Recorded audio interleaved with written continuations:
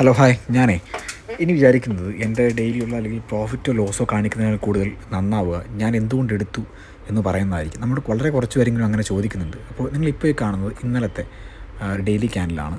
രണ്ട് green line കാണുന്നുണ്ടാവും. ഈ താഴെ കാണുന്നത് ഇന്നലത്തെ ലോ ആണ്. അത് എക്സ്റ്റെൻഡ് വരച്ചാൽ നമുക്ക് മനസ്സിലാവും. നല്ല ഡിമാൻഡ് സോൺ ആവാൻ ചാൻസ് ഉണ്ട് നാളത്തേക്ക്. ഈ മുകളിൽ കാണുന്നതെന്ന് പറയുന്നത് മുകളിലെ green line high traded volume നടന്ന ഏരിയയാണ് ഇന്നലത്തെ ദിവസം. ഇന്ന് മാർക്കറ്റ് കൊണ്ട് ഓപ്പണായി ക്ലോസായി. നിങ്ങൾ നോക്കിയാൽ എന്താ സംഭവിച്ചതെന്ന്. കറക്റ്റ് മാർക്ക് ഇൻ ബിറ്റ്വീൻ ആ ഗ്രീൻ സോണിനും രണ്ട് ഗ്രീൻ സോൺ ഇടയ്ക്ക് മാർക്കറ്റ് ഓപ്പണായി. പക്ഷേ മാർക്കറ്റ് രാവിലെ ആ ഗ്രീൻ സോണിനെ ബ്രേക്ക് ചെയ്ത് മുകളിൽ പോയി.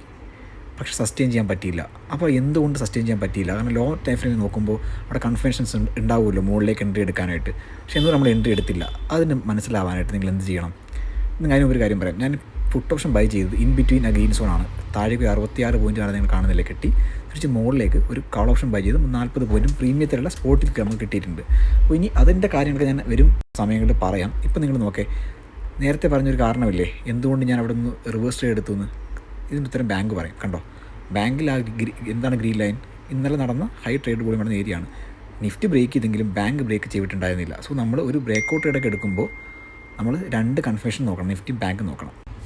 നമുക്ക് ബാങ്ക് ബ്രേക്ക് ചെയ്യാത്തതുകൊണ്ട് തന്നെ നിഫ്റ്റിയിൽ ഒരിക്കലും നമുക്കൊരു കോൾ ഓപ്ഷൻ ബൈ ചെയ്യാനോ ബ്രേക്കൗട്ട് ട്രേഡിന് നമുക്ക് പറ്റില്ല. ഇപ്പോൾ നിങ്ങൾ കാണുന്നത് ലോവർ ടൈം ഫ്രെയിമിലാണ്. മാർക്കറ്റ് ഓപ്പൺ ആയിട്ടുണ്ട്. നമുക്ക് സ്പീഡ് അപ്പ് ചെയ്ത് നോക്കാം എന്താ സംഭവിക്കാന്നുള്ളത്. ആണ്ടേ ഫസ്റ്റ് എൻട്രി വരുന്നത് നിങ്ങളിപ്പോൾ കാണുന്ന ഗ്രീൻ ലൈൻ എന്താണെന്ന് മനസ്സിലായില്ലേ? നേരത്തെ നമ്മൾ കണ്ട ലൈനാണ്. മുകളിൽ പോയി പക്ഷേ മാർക്കറ്റ് താഴേക്ക് വന്നു. ഈ ഒരു ഏരിയയിൽ പ്രൈസ് ആക്ഷൻ ഫോം ചെയ്ത് നമ്മൾ പുട്ട് ഓപ്ഷൻ ബൈ ചെയ്യും. എവിടെ വരെ ആയിരിക്കും? In between the green zone. അതായത് ടാർഗറ്റ് എവിടെ ആയിരിക്കും? താഴത്തെ ഡിമാൻഡ് സോൺ എവിടെയാണത്? ഇന്നടത്തെ ലോ. അതിൻ്റെ എൻട്രി ഇവിടെ ട്രിഗർ ആയിട്ടുണ്ട്. പുട്ട് ഓപ്ഷൻ ഞാനിവിടെ ബൈ ചെയ്തിട്ടുണ്ട്. ഇവിടെ ഡ്രോ ചെയ്യാൻ ഡിലേ ആവുന്നതിൻ്റെ കാരണം പ്രീമിയം ബുക്ക് ചെയ്യാൻ പോയതുകൊണ്ട്, പ്രോഫിറ്റ് അല്ലെങ്കിൽ എൻട്രി എടുക്കാൻ പോയതുകൊണ്ടാണ്. എൻട്രി ഇവിടെ എന്തായാലും ട്രിഗർ ആയിട്ടുണ്ട് ഒരു പുട്ട് ഓപ്ഷൻ. നമുക്ക് നോക്കാം എന്താ സംഭവിക്കാമെന്ന്. ടാർഗറ്റ് ഞാൻ നേരത്തെ പറഞ്ഞു എവിടെയാണ്? ഇന്നലത്തെ ലോയാണ്. പ്രത്യേകം ശ്രദ്ധിക്കുക, ഇന്നത്തെ ലോ ഒന്നുമല്ല, ഇന്നലത്തെ ലോ. അതാണ് നമ്മൾ ഇൻട്രാഡേ ചെയ്യുമ്പോൾ നമ്മൾ മനസ്സിലാക്കേണ്ട ഏറ്റവും നല്ല സപ്ലൈ ഡിമാൻഡ് എന്ന് പറയുന്നത് പി ഡി എച്ചും പി ഡി എല്ലുമാണ്. സോ നമ്മുടെ എൻട്രി എവിടെ നമ്മൾ ഹോൾഡ് ചെയ്തേക്കുന്നത്? പി ഡി എൽ വരെ. നമ്മൾ ഇന്നത്തെ ലോ വരെ വെച്ചിട്ടില്ല, പി ഡി എൽ വരെ മാത്രമേ നമ്മൾ ഹോൾഡ് ചെയ്തിട്ടുള്ളൂ. ബുക്ക് ചെയ്ത് കഴിഞ്ഞു. നെക്സ്റ്റ് എൻട്രി വരുന്നതാണ് ഇവിടെയാണ്. ആ ഒരു കാൾ ഓപ്ഷൻ ഞാൻ പറഞ്ഞില്ലേ, സെക്കൻഡ് എൻട്രി.